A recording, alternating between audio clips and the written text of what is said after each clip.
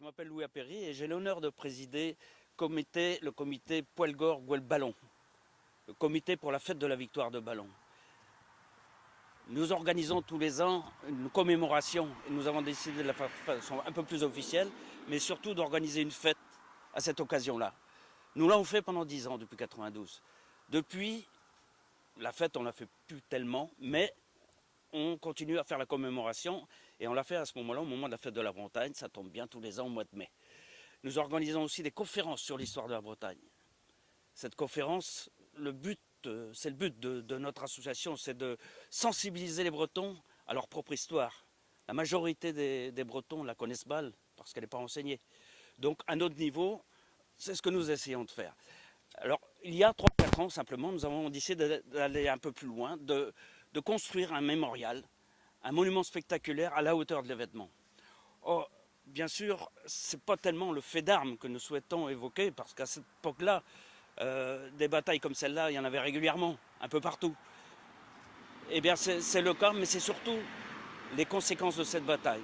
Il s'agit en fait d'une série de batailles à ce moment-là.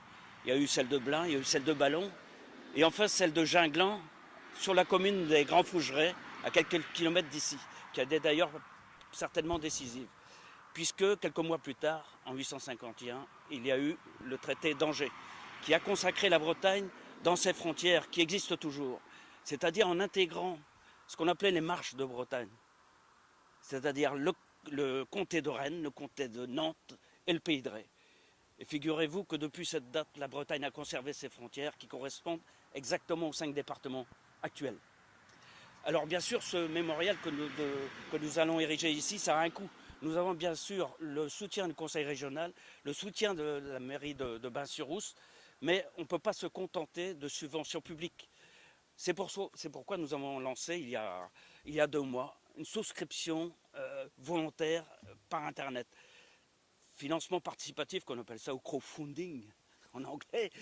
Et cette opération-là se termine simplement le 15 janvier prochain. Alors, je crois qu'il est temps de se décider, non? Voilà.